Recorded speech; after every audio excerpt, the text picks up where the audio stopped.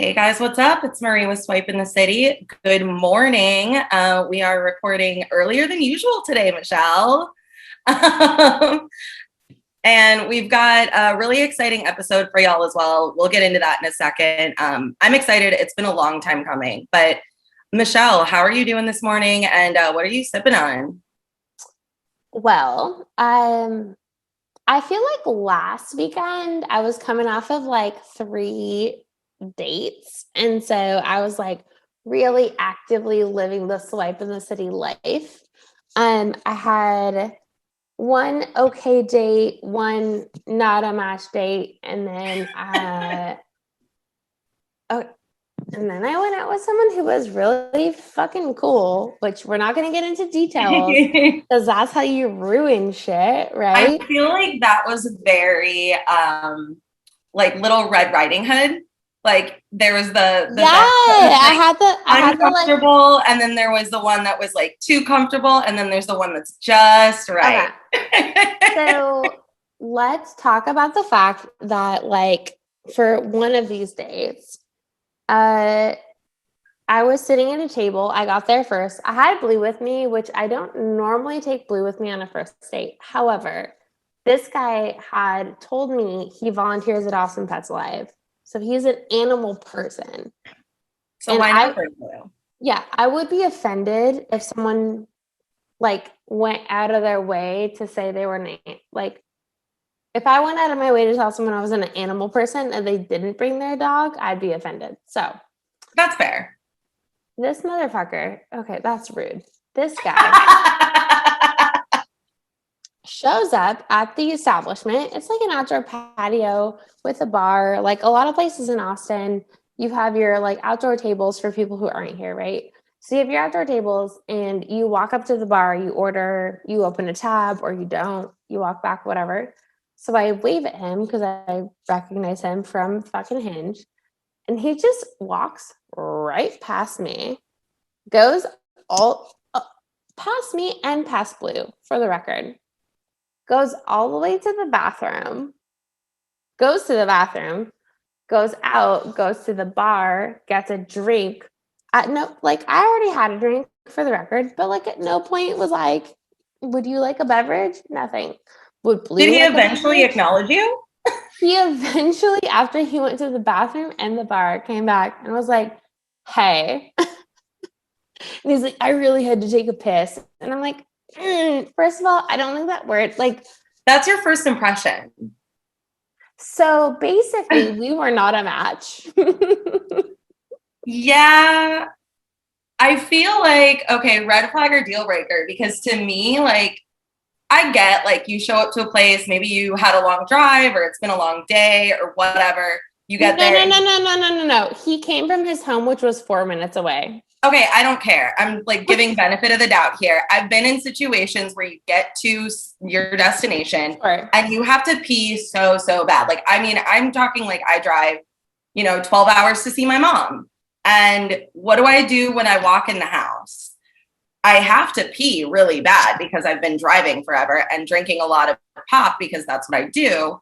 But what do I do first? I hug my entire family. I greet the dog. I let Luna go to the bathroom first. And then I steer my ass to the bathroom. Like, to me, that's just like proper etiquette. I feel like it's just really rude. It'd be one thing if he like arrived there and you didn't see him or wave and he like kind of snuck through. But like No, the fact that you no. acknowledged him. And then, okay, I'm gonna build onto this as how Blue and I knew he wasn't gonna be the one. As I think Daniela Hannah is really hoping that like I just meet the one on one of these fucking dates. Um, one of the first things we talked about was him saying that he moved to Austin so he could work as little as possible. I don't understand how moving to Austin helps that. Well, so Austin is less expensive to live in than like LA. True. So he's a bartender at bougie bars. I guess. I don't know. It was I hate him. It was not a match. Yeah, there's no second date. There was no like there was you know what? Here's the thing. I am out here trying to be open-minded for y'all. Okay?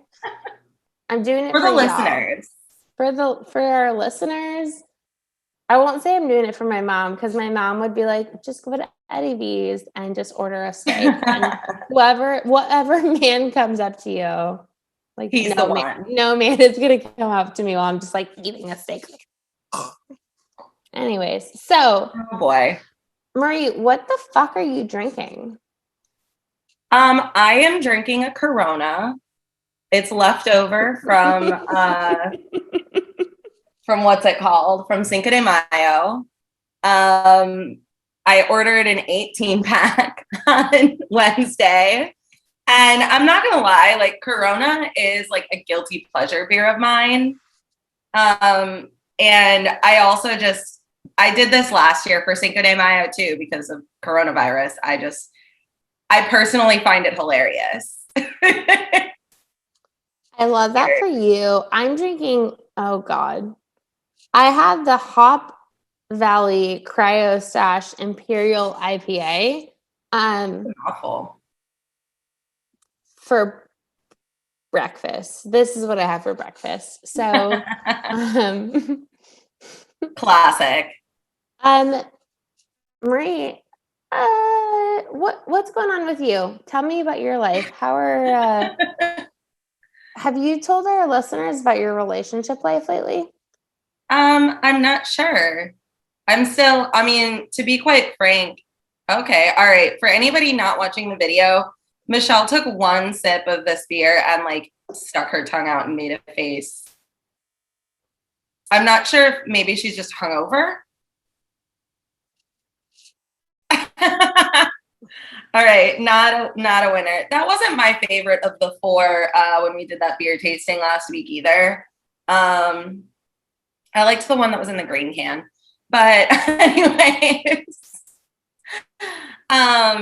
for me, I feel like things in my personal life are still very like up in the air because of just where my mental health is at, frankly. And I feel like I'm getting better, but like, I don't know. It's just like, it's been kind of tough for like me, like internally. So not a whole hell of a lot to report, except the good news is that since my 2-week from my second vaccine and full effectiveness is Tuesday, and his is Friday, we have been slowly integrating ourselves back into the real world via breweries, as one does, which has been really exciting to me. We've been doing, Michelle, you and I last week started the Barks for Beers, which for those of you who don't know is like, it supports an organization called Divine Canines, which is like basically therapy dogs. So near and dear to both of our hearts. And so there's like a big list of map rather of like Austin area breweries on that list that, you know, you pay like $30, you get a free beer at each establishment on the map and a free pint glass. Well, I mean, I guess it's not free. You paid $30 for it. But well, but like at the end of the day, you pay $30 for technically like the pint glass and the donation. Mm-hmm. And then you get a beer at I think it's over 15 brews. Yeah, I was going to say, I mean, after 3 beers, it pays for itself. Also, I love the little, like, they give you like a little handout, a little pamphlet with a map on it. And then you stamp it. And you stamp it. But it also is like organized by area. Mm-hmm. Super fucking dope because for those of y'all who aren't super familiar with Austin, it's actually not like a massive city, but where things are, it's like spread out. It's like it sprawls. It does, but what's really funny is if people in Portland saw this like map, they'd be like, "This is just like this is our neighborhood." But I'm just saying, I love that it's organized by neighborhood, and supports dogs, and we went on like the first day and we got to meet some new friends, and some of their dogs were off leash, which was not really. Yeah, that was a little bit of a weird experience, but the dogs both got a lot of treats because everybody was super excited about animals. Yes. There are some other great breweries on that list. I love the list because it gets me out of like my typical haunts, which is like I'm such a creature of habit. And B, there's a lot of breweries on the list that I've never heard of.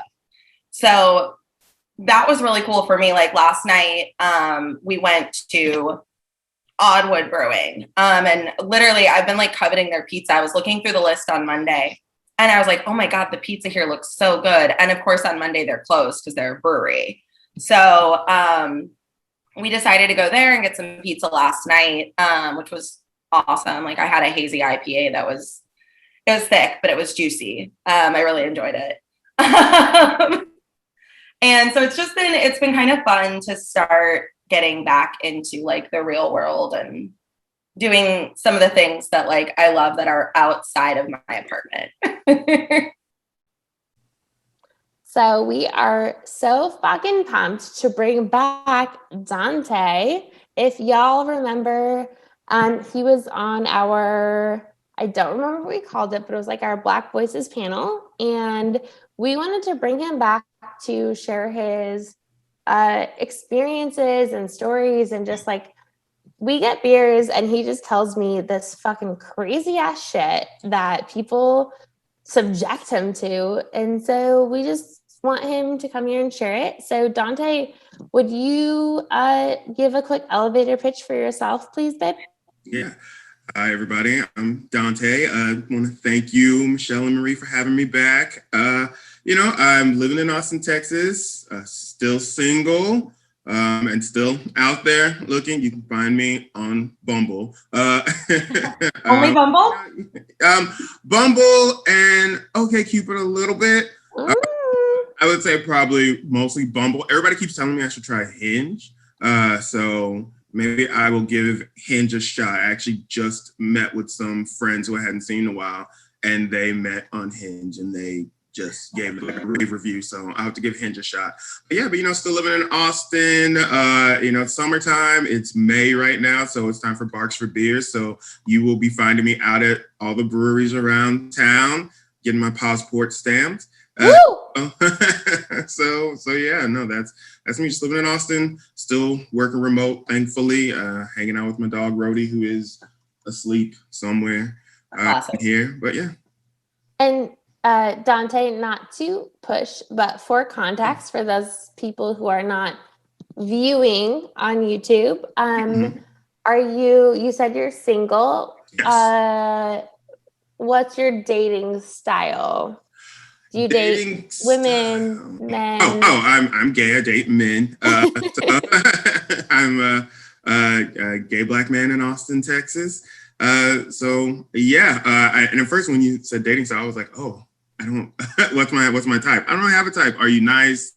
Do you have, teeth? Do you have? High bar.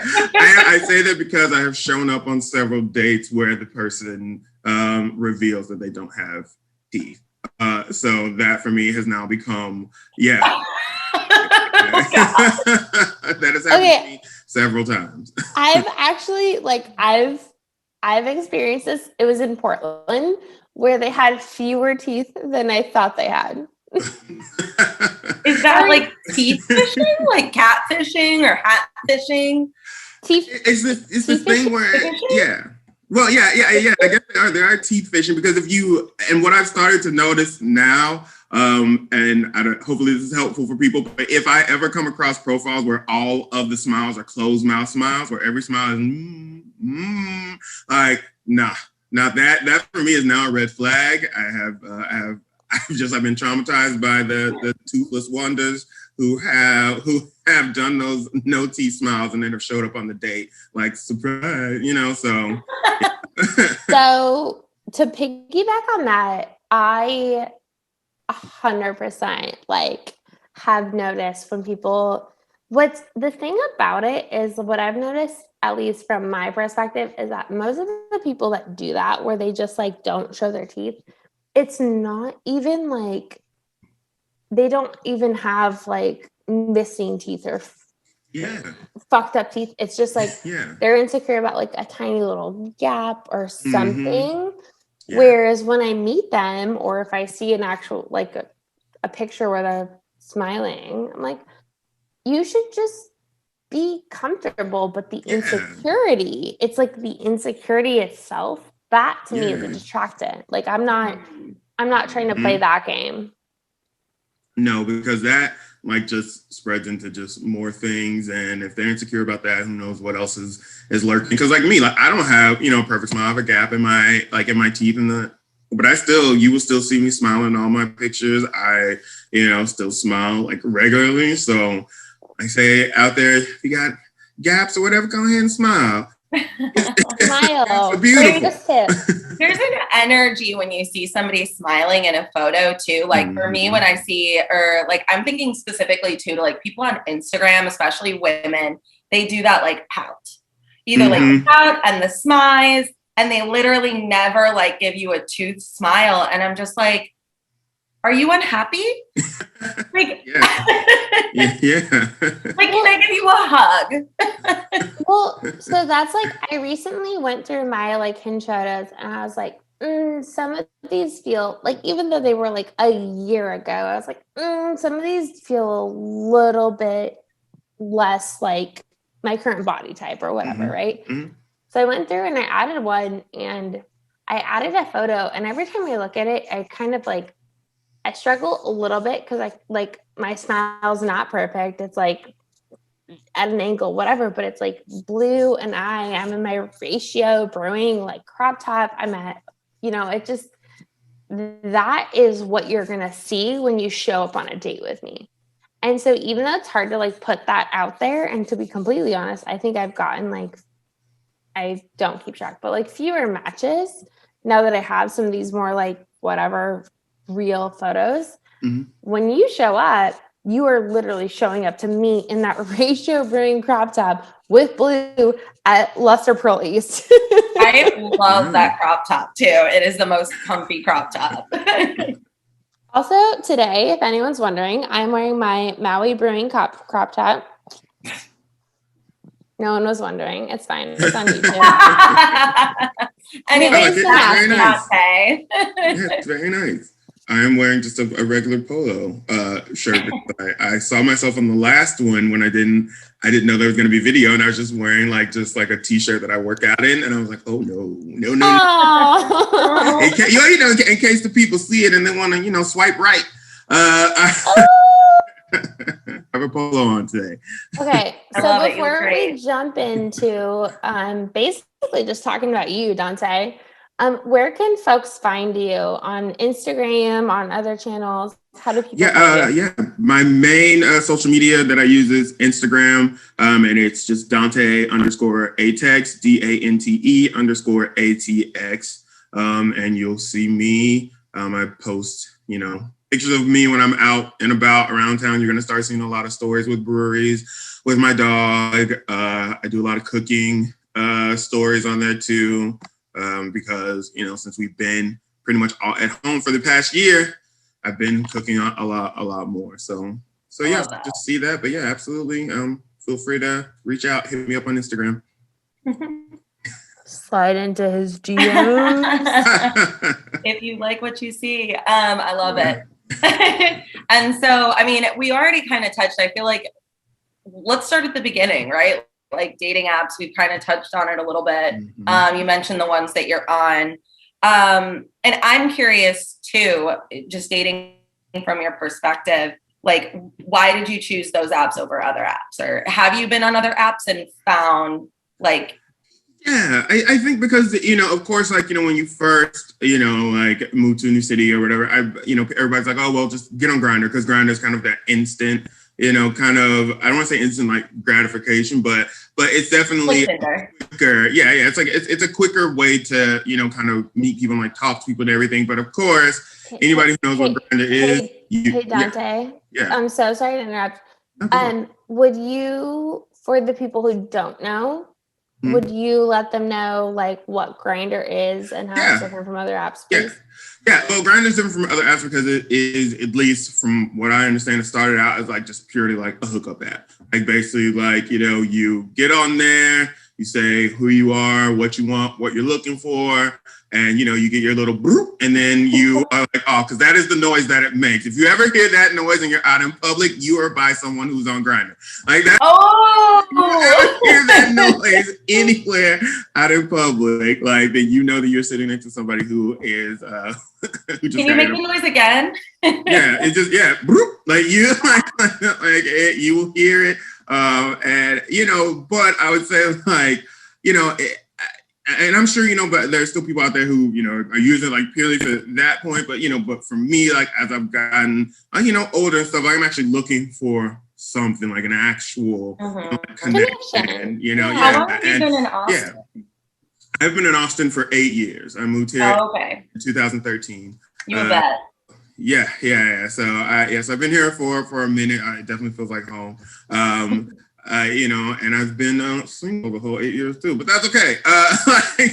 But I'm starting to, I want to find something, like more like an actual person, actual connection, somebody to, hang out with and like do stuff with, because it just, that's just what I'm looking for. Like, no, doesn't, make, the other thing wrong or right or, what have you. It's just what I'm looking for right now.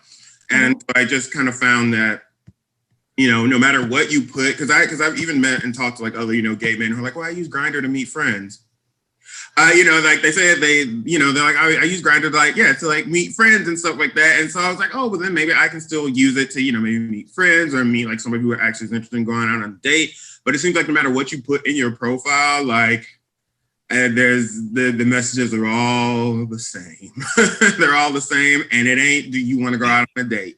Like a lot of times you don't even get messages with words. So, it's just. Are you insinuating like dick pics?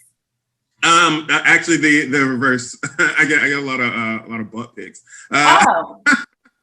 So it's like, so it's usually like that. And even though I fill out my profile, I'm like, hey, let's go get a beer. Let's go for a hike. Like, it's just like no one on there seems to be reading that. Or maybe they're just not reading it for me, because I definitely have met friends who have met like their partner, like on personally who they're with and who they're actually, like are, have a real relationship with, but it's just not working out for me that way on that app.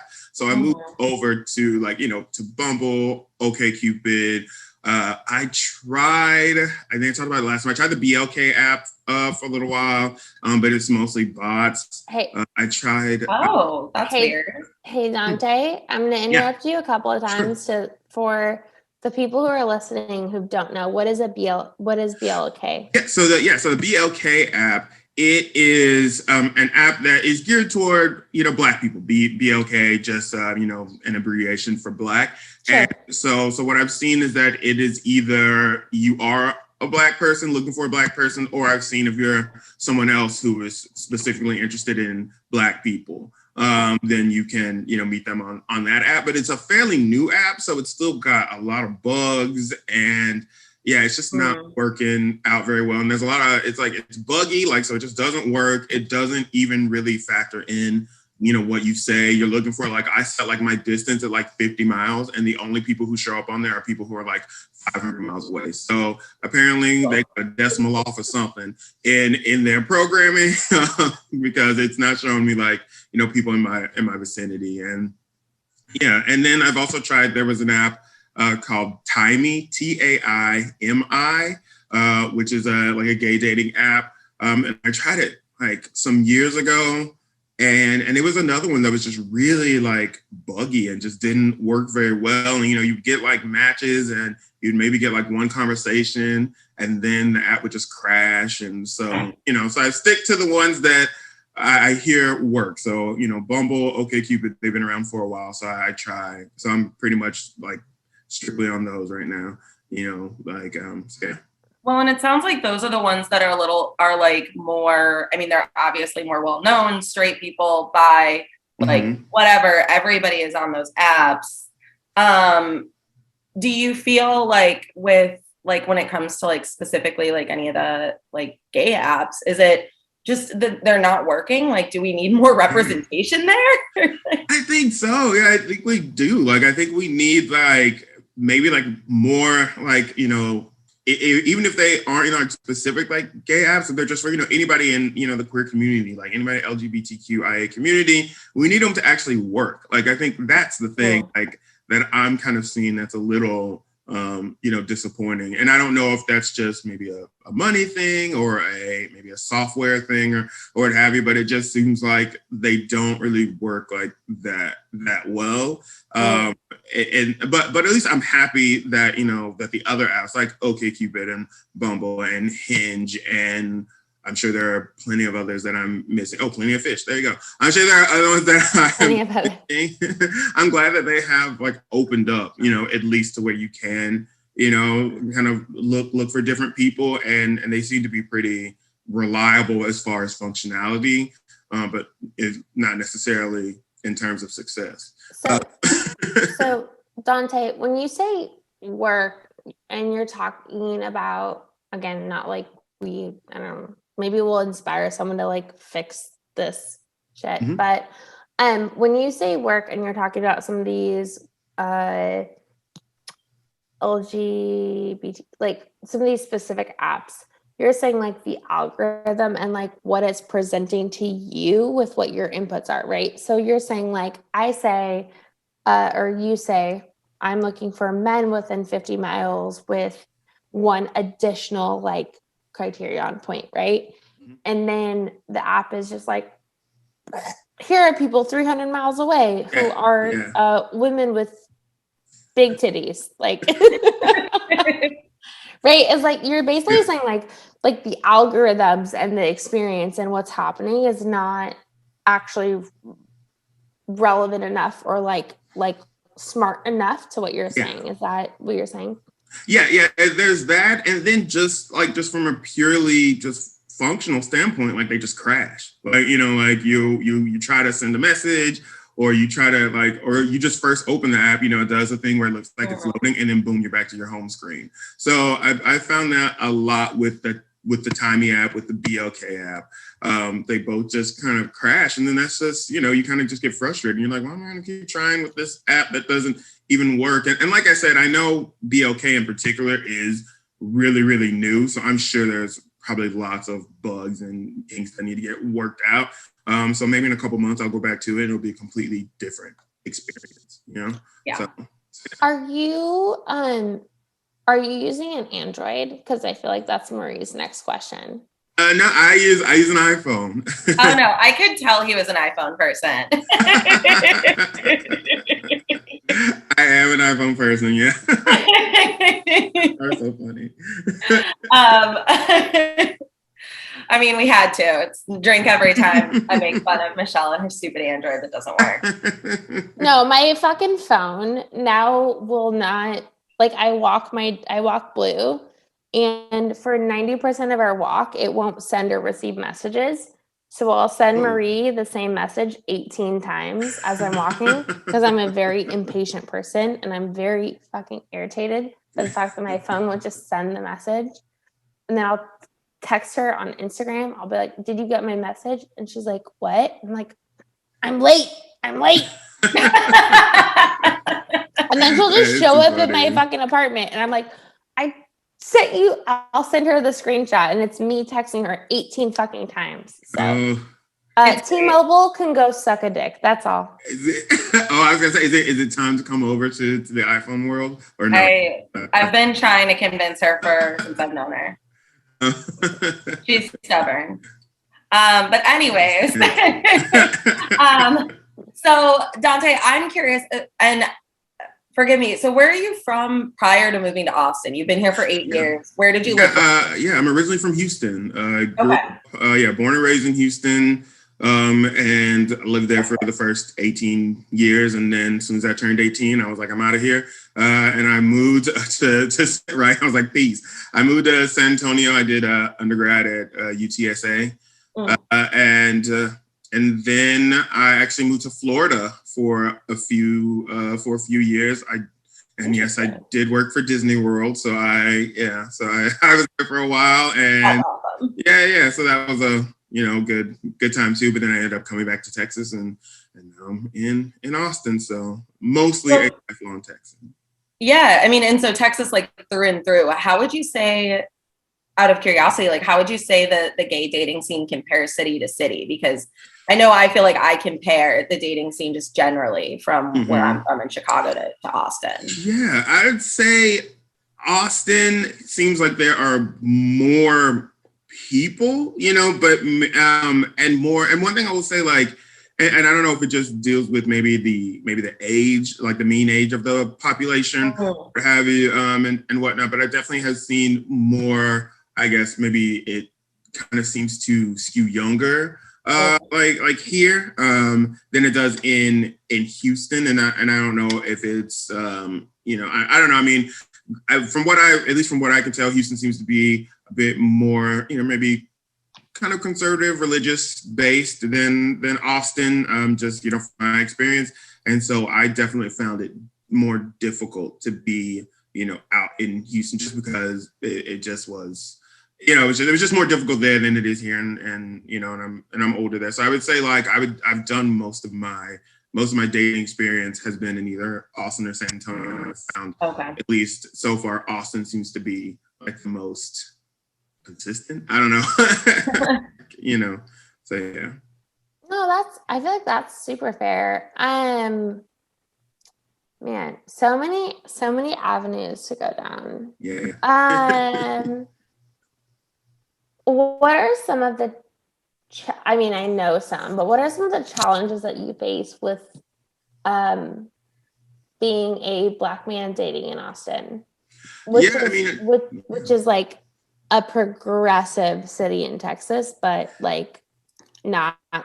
Yeah, it's still Texas in a lot of ways, So yeah, so you definitely meet people who refuse to talk to you because you're Black. They just will flat out say, like, I don't date Black guys, period, and or I don't talk to Black guys. I'm not into Black guys. Whatever it is, the first thing out of their mouth is something about why there's something wrong with you for being Black, basically. Like, and then you have the opposite side of the spectrum where it's just the fetishists, or people who are just looking to kind of get that notch on their belt, or kind of check that off their list, where it's like, I was with a Black guy, and like, it's just like, it's, and I think people think that is somehow a compliment to you, where they say, like, oh, I just love them when they're big and Black and blah blah blah. Like, I think they think that that's some kind of a compliment, but it's like, I'm a person, don't like dehumanize me or reduce me down to to the size of my genitals, or what I mean, like things like that. It's like, and also when it's on like these dating apps, I was like, I did not spend all this time filling out this profile and questions for the first thing for the first message you send me to be about, how big is it? Is it true what they say? Or they demand to see it. They refuse to speak to you unless you immediately send them like a photo, like a new photo. And it's like, no, I'm not doing that. Like, you got the wrong one for that. So I would like to, and I have definitely talked to my like non-Black like counterpoints, and it's like, that's not their experience. Like, no one ever, like said, like, I'm sure I could probably even ask y'all, like, it's like the first message that like y'all get like on an app, it's like, like, hey, white lady, like, you know what I mean? Like, I can't tell you like how many times, like, I get ginger, to be fair. Oh, really? Like, Does the carpet match the drape is something I've gotten. Oh no. The what? What did you say? Does the carpet match the drapes? That's a block. Yeah. Block. Yeah, no. Exactly. Immediately, we are not a match. Yeah, no, it's just it's tough. And then you also have the people who, and I totally understand this because everybody's on their own journey, but you have people who are still closeted, and so their profiles have no pictures of their face. Like, no picture of their face. There's a picture of a field, a picture of like their torso, a picture of like a thumbs up, like, or just like an emoji, like, and I think that's also something that's a little bit difficult as a Black man, because just for whatever reason, for whatever reason, people have just decided that the quote unquote down low like phenomenon only extends to Black men. So I have a lot of people who will reach out to me for that reason. They're like, oh, hey, you're Black, so you're DL. Cool, me too. And it's like, ain't nothing in my profile. Yeah, like, oh yeah. Like, so you definitely get a lot of people who are not being open, not only with themselves, but oftentimes with their partners about what they're getting up to on these apps. And we may even talk about this, but that is a big thing on Bumble BFF. That is huge on Bumble BFF, So you and I have talked about this kind of like extensively. And Marie, you've been on Bumble BFF. I don't know if you've experienced any of this in like maybe a different way, but I'd love to like start with Dante and like basically from what I know, Dante, like you've had people approach as like they're just looking for friends, and then what happens? Yeah, like so that's how they like present their interaction. Well, that's the purpose of Bumble BFF. Like, exactly. For all intents and purposes, it's to meet a new friend. Yeah, exactly. And that was one of the reasons why I originally joined it, was because, I had dating apps like for dating, but then I thought, well, maybe, maybe it'll be easier for me if I, maybe if I make more like platonic friends and expand my social circle, maybe that can open me up to more, experiences and more groups of people. And maybe I can actually meet like someone like in real life versus me trying to, meet people like on the apps. I was like, so maybe it just, will take like a good friend, to maybe, maybe they'll know someone, they can introduce me, and it never hurts to, open up your social circle and, just have more experiences, because I, at least pre-pandemic, I wanted to get into like more like outdoor, like things, like that. And I've started axe throwing, which I still really love and want to get back to. Yeah. Also, Dante, like you and I met IRL in real life at Lazarus Brewing. Yes. Which is like the unofficial sponsor of this fucking podcast. And I'm so glad. That happened. I'm so glad I sat next to you at the bar that day, and now we've been friends ever since. So, also to people out there, if you see any of us out in real life and you want to say hi, come say hi. Like, I'm happy to talk to you over a beer. But that's why I joined, Bumble BFF. I was like, maybe I can meet some more friends and kind of open me up to like new experiences in Austin and everything. And what I started finding like happening was, because I'm very upfront like with people, because you match with all kinds of people. You're going to match with, straight people, gay people, married people, single people, they may have kids or, what have you. And so I'm very open, like, hi, I am single, I am gay. If that's a problem for you, then we shouldn't be friends. If you're a straight guy who has a problem being friends with a gay guy, then by all means, swipe left, peace out. I don't need it. So, so I'm always very open about that. But unfortunately, what I found in my experience was being that open about myself started to attract people who were not being honest about themselves. So I think because what I found Bumble BFF to be was a lot of men who present in the world as, straight. I like to quote, one guy I met on there would always start every sentence with, I'm super, super straight, but every sentence he would say, well, I'm super straight, so. Yeah, okay. I was like, yeah, me too. But how straight are you? He's like, on a scale of one. Everybody pause. Can we put I'm super, super straight butt on a t-shirt? Yes. Absolutely. Yeah. We can totally get that made. Yeah. We'll wear it around town. Like, Dante, would you buy that shirt? I would 100% buy that shirt, and I would wear it on Rainy Street. Like, okay. Let's do it. Like, but I would find that because I think it presented these types of people, and I'm not saying that everybody on Bumble BFF is doing this, but just my experience has been a lot of this. Guys who they want to be able to look for men without being caught on a gay dating app. You know what I mean? They use the Bumble BFF as a way to do that. You know, I remember like, you know, there was one guy we matched, and this person, you know, they were, you know, like an engineer, like cool guy, like, you know, like we would like have beer and like, you know, have pizza. And like one day, like we were, and I noticed like it was kind of weird, like definitely like very handsy. But I was like, oh, well, maybe that's just, you know, how they are. And, you know, it's no big deal. But, you know, some people are touchy. You know, exactly. Like some people are more touchy, you know, than others. I'm like, well, maybe it's me because I, you know, grew up in a family that wasn't very touchy-feely. Like my parents, you know, they did not like hug me and like, you know, whatnot and all that kind of stuff. Like, yeah, you know, I mean, yeah. So I was like, well, maybe it's just my lack of, you know, experience or whatever. And also, if I'm saying that the point of me joining Bumble BFF is to expand my horizons, I can't like be like, not you and your nice personality. Like, you know, it's like, how dare you be so nice to me? No, but like, and so I was just like, well, I just need to get more comfortable. But then like, you know, all the signs were there. And one day we were out on Rainy Street, just like having a beer, like chilling. And he just leans over to me. He's like, so how big's your dick? And I'm like, huh? I'm like, what? Like, what? He was like, oh, well, you know, I just really wanted to know. And I was like, but why? He's like, oh, because I'm underwear shopping, and I, you know, and I just need to know like what underwear is best for a well-endowed guy. And I'm like, no, you got if you're not a teenager and you don't know that, you don't need to know that. Exactly. It was just such a weird thing. It was such a weird question.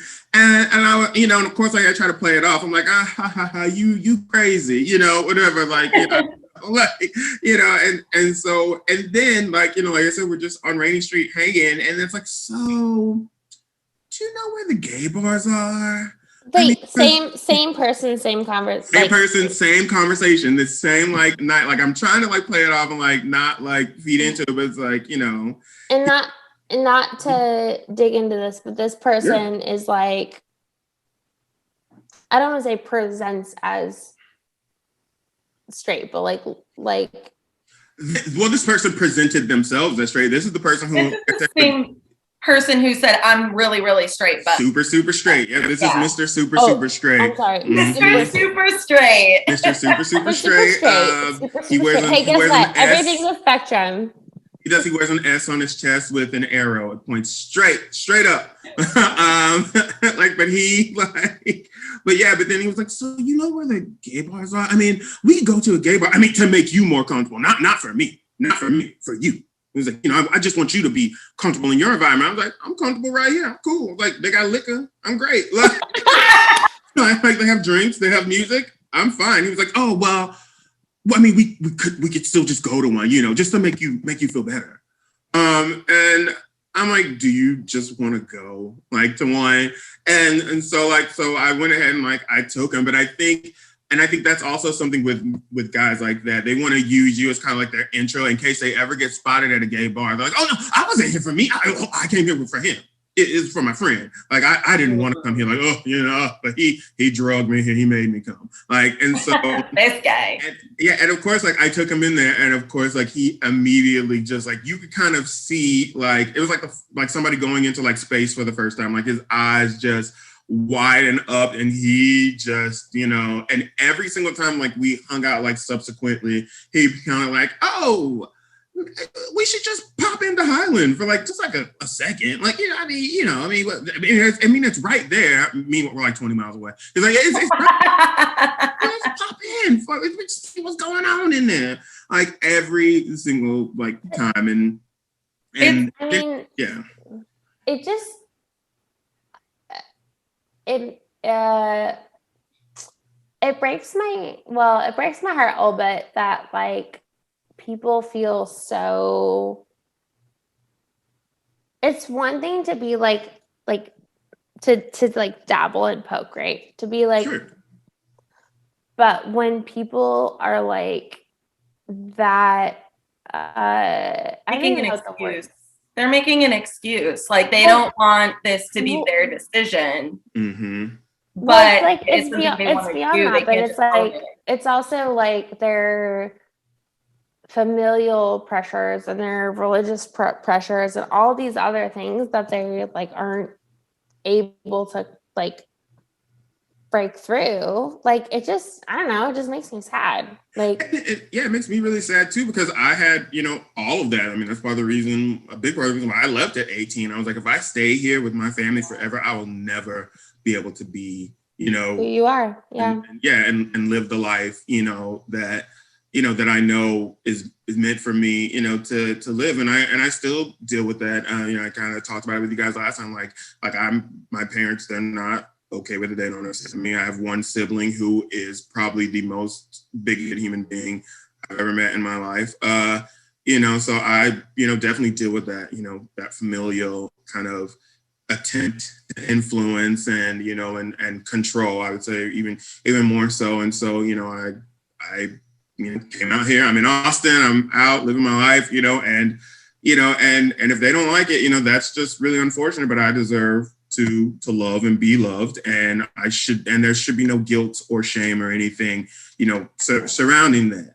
And so it definitely does make me sad too. But then it also makes me a little, whenever I have those kind of situations like the one that I, described, it also makes me a little upset, because it's like, why are you like using me? It's like, I'm coming into this friendship like open and honest, and you're kind of trying to, you're coming in here under false pretenses. Like you're not being honest, and you're trying to put me in a situation to maybe even do something that I would not normally be, okay, or like be comfortable, doing. Like I've, had like other, Bumble BFF like experiences to where it's like you hang out with somebody, they seem cool, like, and then, they get a couple of margaritas in them, and the next thing you know, like they got their hand on your ass. And it's like, what are you, what are you here for? Like, what are you here for? Because for me, I'm upfront about it. I'm single. I'm single. I'm gay. If you want to go out on a date, you just ask me out on a date. Like, why go around in this long circle about, hey, we should catch a ball game sometime, and maybe my wife come too. It's like, don't be doing all that. Like, because there are all kinds of different relationships out there. There are people who are in polyamorous relationships and open relationships, and things like that. So if you have, an arrangement that allows you to date other people, and you want to ask me out on a date, just ask me out on a date. Like, but don't try to, it also feels weird, when it's somebody who like is like, oh, you should have another drink. You should have another drink. Like, and it's like, what are you trying to do here? And it doesn't feel authentic. It doesn't feel authentic. No, it doesn't. It doesn't feel authentic, and it just makes me feel weird, because I feel like trust is like, this sounds so cliche, I know, but trust is the foundation of any relationship, including. Oh no, it's not cliche. That's a soundbite. Hey, everyone, look cute for a second so we can record this. Say it again. So trust is a foundation of any relationship, including a friendship, it is a romantic relationship. So if the first thing out of your mouth, like, is like a string of lies, like, we're not going to be able to be friends, because I don't, I've met people on there who lie about their age, like on Bumble BFF, like they lie about like their age and like their relationship, like status, it'll be like a person who is like 35 and like married, and they're like, oh no, I'm 28 and single, just moved to town looking for new friends. And it's like, what are you doing? And then there was even one guy I met on there who was like that. Like, he lied about his age, lied about like where he lived, why he was there. And then like one day he just slipped, and he was like, oh, well, when you get married young, like we did. And I'm like, what do you mean? Like, do you have you have a girlfriend? You have a wife? What is happening? And then turns out this person was also using the other side of Bumble to go out on like, dates with people and not tell his wife. Also cheating. Yeah, exactly. He was cheating on his wife, and he also turned out to be like a white supremacist. So that was also, so this was just I should say this was not a fit. It was not a match. As Jared Free would say, it was not a match. Yeah. So suffice to say, because this person would, we'd be talking, and then he would just out of nowhere be like, "Why are Black people so angry?" Like, he would just out of nowhere, just like, "What? What? Like, what do you? What? Like, what does that even mean?" It would just be like weird stuff, and then like he's also one of those people who, we'd be having a conversation, about like civil rights and stuff like that. But well, Black people aren't the only slaves, and it's like, okay, all right, okay. Yeah. So he was he's a very, so does that, are you justifying slavery? Like, right. Where are you going with that? Right. Because he'd be like, well, it happened so long ago, and it's not like you were there. And like, he'd be like, and I'm like, all right, so it's not gonna work. This is not gonna work. So, that, but I was like, the biggest problem would definitely be the other side, like, those other guys. I had that happen like a lot, where there was one guy where we just like started chatting, and I was like, oh, hey, here are the things like I like to do, and I was like, oh, I really like to go to breweries, like, are you a beer drinker? And the next message was a picture of him in his underwear. And I'm like, what? Like, why would you say that? I thought that if I showed you, like a picture, of me without any clothes on, you'd be able to see my belly, and that would show you that I liked beer. And I'm like, no. Oh, no. You know what would have showed me that you liked beer? Yes, I like beer, period. Or like, here's a photo of my hand with a beer. Right? Here's me at Nomadic Brewery. Like, right? What? Something. I was like, you can send me a picture of you and your drawers to tell me you like beer. Like, so there's just a lot of that. Needless to say, I'm no longer on Bumble BFF. I had too many of those very strange experiences, because you would have people that they would try that stuff, and then when you would rebuff them because that's not what I'm here for, then they would have like their like gay panic moment, and they'd be like, oh, well, I wouldn't like you anyway because that's why you fat. Like, they would like lose their mind or whatever, and like just like go crazy. And it's like, dude, like, calm down. Yeah, there have just been too many negative experiences on Bumble BFF, and I'm sure there are people out there who, maybe this explanation of what I found on Bumble BFF, maybe it will draw them to Bumble BFF. Maybe this is exactly what they're looking for, or distract them. Yeah, and I say good for you. I say go for it. That just happened to not be what I was looking for. Like, if I'm coming to the table, honestly, as bad as it sounds, I have the expectation that you will also be honest with me. So, old-fashioned notion. That's called being. Those are fair expectations. Yeah. Marie, have you used Bumble BFF? Yeah, I was on Bumble BFF for a while when I first moved to Austin. Well, it was a couple years into when I moved to Austin when it was first released. Released on Android, actually, specifically because I had an Android at the time. But I digress. So I actually met somebody who her birthday was 2 days ago, actually. But she is still one of my really, really, really good friends. And we met through Bumble BFF. But that being said, when I was on there, I did have some kind of weird experiences. And some of it I attributed to like I kind of saw it as like, oh, well, this is what guys who are dating girls experience. Because I was like, oh, girls are so flaky. And I don't know if there was like something else going on, but it was like, it felt like there were a lot of people on there just for the validation of like, somebody new wants to be my friend and they didn't actually want to meet up or do anything. That was more so my experience versus like, platonic versus non-platonic friendships. But I mean, I've never really like, other than the fact that literally my friend Amy is my only Bumble general success story, I think the Bumble BFF model kind of falls flat. I agree with that.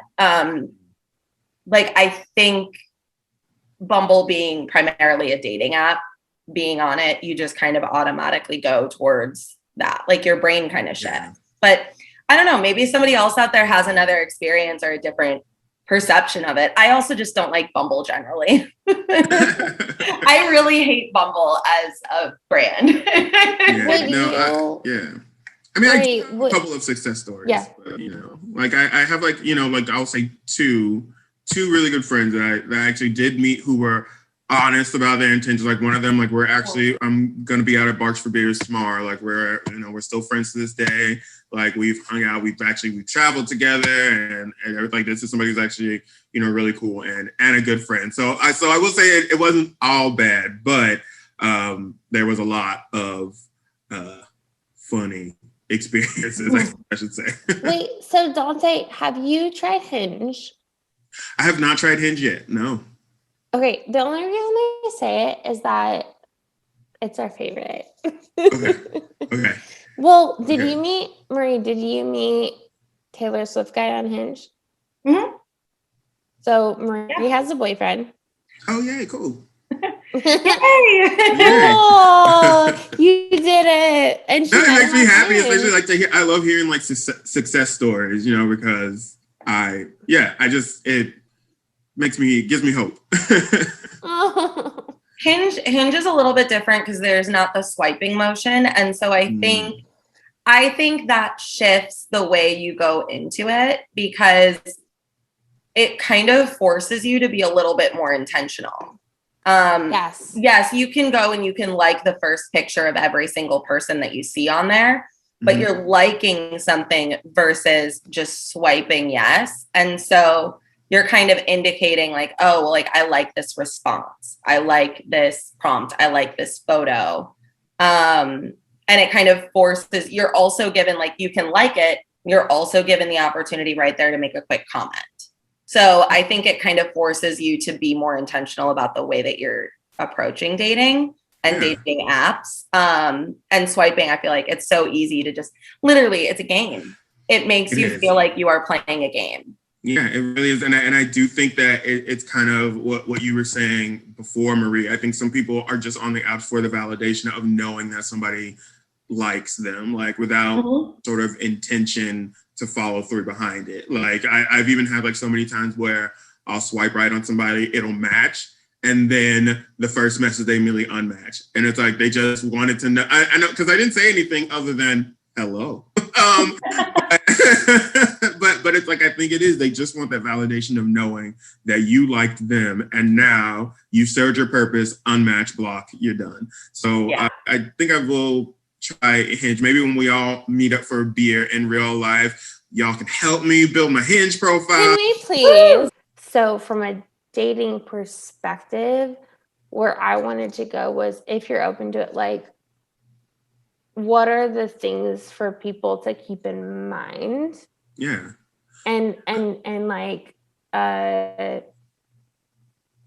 approach or not approach, or do you get what I'm at? Like, I'm just saying, like, okay. Yeah, I would say, one of the things to keep in mind is that, Black people are people. Like yes, we are Black. That is part of our identity. It's, something that, I know I am, proud of. But every sentence doesn't have to revolve around, my race or the color of my skin, or, or, you know what I mean? I think if you like start like every conversation with like, hey, Black so-and-so, like, that's not great. Like, you know what I mean? Like that doesn't, work. Or if you started by somehow trying to,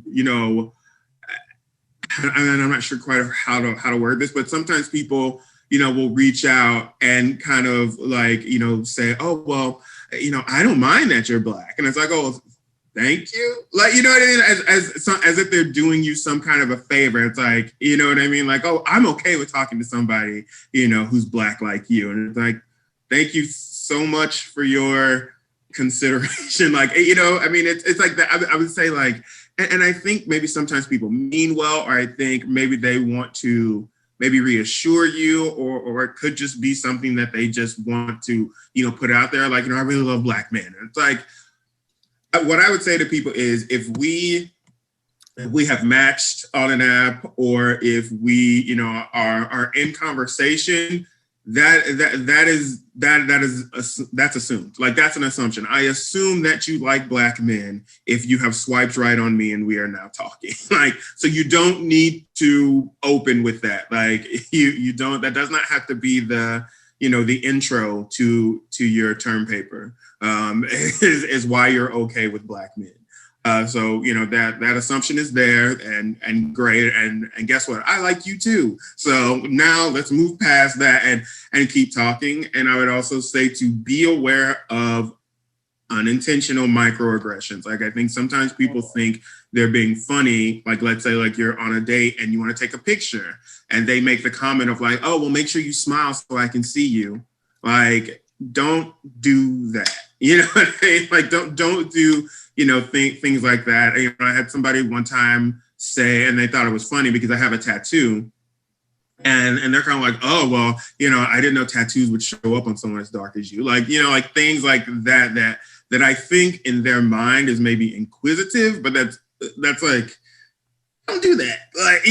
Like, don't do things like that. Like, don't try to make it as if I've now done something wrong or I'm othered. Like, don't other the person that you're on a date with, especially if it's somebody who you like. You probably shouldn't make them feel like shit. So, as a general rule. So I would say be mindful of that, and also be mindful of, that we're going to have different experiences. I talked about it before last time I talked with you guys. And I was just saying, don't start to gaslight when you're trying to make someone feel better. Like, if I come to you and I tell you I have experience because I am Black, then I don't need you to say, well, it probably wasn't because you're Black. Are you sure? But like, I've been Black a long time. I know how it feels. I'm sharing an experience with you, not necessarily asking for advice, not necessarily asking, for you to make it go away or to dismiss it or dismiss me and how I feel.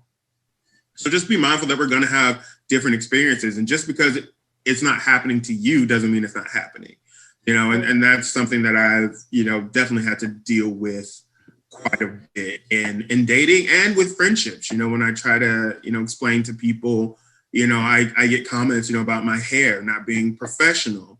But this is the way that my hair naturally grows out of my head. And I remember, one time I was speaking to somebody about that. I was like, there, up until recently, I think over the summer, we started to see where states were starting to roll back like laws that made it legal to fire Black people, for no other reason than for being Black or for, the styling of our hair. And also, if you look at history, you have the Tignon laws that made it illegal for, Black women in particular to wear their hair in public. They had to cover it. Like, if you were Black and in public, you had to cover your hair. Like, these were laws that were on the books in this country. And I was trying to explain that to somebody, and they're like, oh, well, one time I was at a job and they didn't want me to have my ears pierced. And I'm like, that is not the same. Like getting your ears pierced or dyeing your hair blue or what have you, like something like that. That's a choice. Like, me coming to work Black, that's gonna happen every day. Like, spoiler alert, that's gonna happen every day. Like, no, I think this is the shit that, like, as Marie and I are two fucking white women from the suburbs, like, this is the type of information that we need to, like, be able to lift up and, like, push. And this, like, building off of the episode we did where we did the panel, right, where Erin said, when I'm dating someone, right, and she's like, if they don't understand, like, Black woman hair or like what that is, right, and to be completely honest, I didn't know like the level, right, or the time or what this or that was. Like, I would never have disrespected that in any way, but I also didn't know what that experience was. Yeah. And I think it's really, really important for people to understand and listen to things that are, like, not what they've experienced. Mm-hmm. Yeah, I would agree. And especially, if it's someone who you care about, someone who you care about is coming to you and talking about that. One thing I will say, like, honestly, from our last conversation, that Erin said that honestly just has stuck with me to this day, when she was saying, if I date someone who isn't Black, I need for them to understand my issues, because my issues will be their children's issues, and they need to be able to talk to their children about that. And that, like, has run through my head, like just on a constant loop, like, because that just, to me, just kind of hit the nail on the head. Like, that's just so important, because I do know, couples, interracial couples who have children, and I definitely inquire, with them now, like, more, I'm kind of like, can you talk to them about, the especially as we see like rise in like, anti-Asian like crimes and thing like that. I ask my friends like who are either dating or married to like an Asian person. I'm like, are you going to be able to talk to your children, about like anti-Asian sentiment? Like, have you had the conversation with your partner about what, what's going on, what that means? Because your children, are, of Asian descent. So this is something that, could very much so have an impact on their lives. Like, but I would just say, yeah. So just, major shout out to Erin for that. I hope that, other people, heard that statement from her, and I hope it stuck with them the way that it stuck with me, because I have definitely talked to several friends, about that since then. I think Dante is bringing up some really valid points that I think more people need to consider. And I think one thing that I feel like I've learned, especially within the last year, is, or really it's been driven home, that like we're all inherently selfish. And as a society, as a country, I think we all need to start really thinking about our neighbor and our people and our friends. And even if you don't know them, like the person that's next to you that might not be living the same life that you're living, they're not having the same experiences, and they have their own struggles too. And I feel like we need to be more mindful of that. And specifically, I'm constantly in awe when I hear stories from like my Black friends of things that they've gone through. And that it makes me sad that like they've kept a lot of these stories in over the years. And there is something I feel like about like 2020 and just the past, maybe like a handful of years, that has like empowered people, more and more people, to share those stories because they need to be heard. So, I guess what I'm trying to say in a very long-winded way is just, I really appreciate you coming back on with us and sharing all of your experiences, and I'm open to hearing, even more. Yeah, sure. Anytime. I love talking with y'all, and I think I agree with you, because a lot of the things that I now talk about, I had been talking about for years and years, but and for some situations with certain people, it was kind of falling on deaf ears, and I even had people who right now are in my life, have expressed like anti-Black sentiment in the past. And so now it's kind of difficult for me with some of those people when I see them kind of like posting things like on, on social media and stuff like that, and in support of, Black Lives Matter or what have you. And it's like, but I know I've looked at you face to face and you said some really dirty things, like, and so I kind of feel like, look, everybody can grow and learn and change, but to me, there also needs to be a reckoning with what you've done like before. Like you still need to come, to because you're Black friends, because we see it. We see what you're posting, and it can feel, performative if I know that you've come to me face to face and told me, that I was, too Black for this or too Black for that, or made some sort of comment about, about my life. Marine, I will throw blows. I'm just I'm start taking y'all with me everywhere. I think that's such a valid point, though. I think part of some of the good about social media is that it has empowered a lot more people to share these stories. Mm-hmm. However, I feel like there's also, from the like quote unquote ally standpoint of people, it's performative. This is trending. It's, if I don't do this, then I am a bad person. But like, you shouldn't do anything just to do it, especially when it's something that has as much weight as this.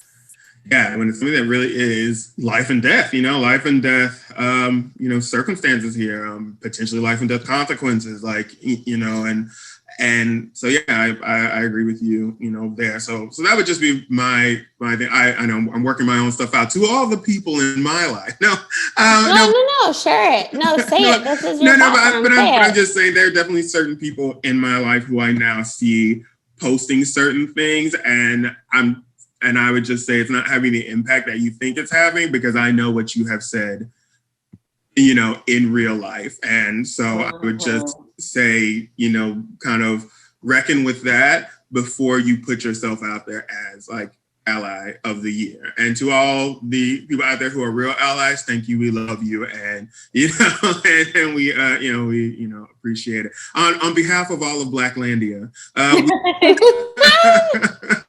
we know we appreciate it. As a representative of Wakanda. Yeah. Hey, let's go. Hey. Okay. So, well, on that note,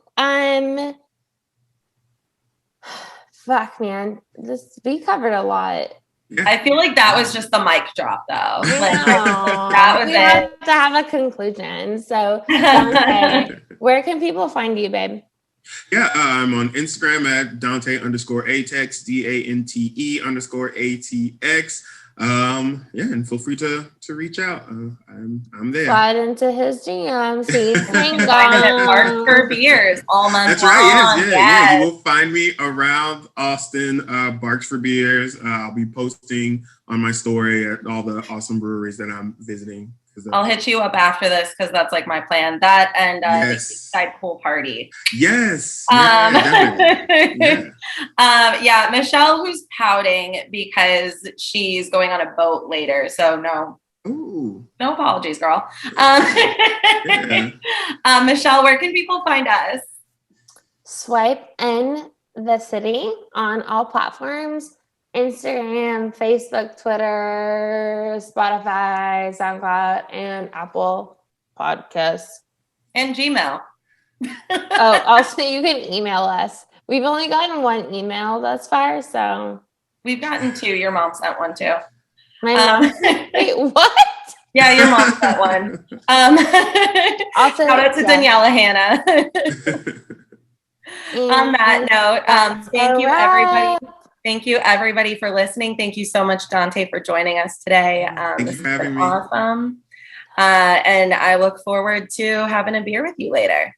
For sure. All right.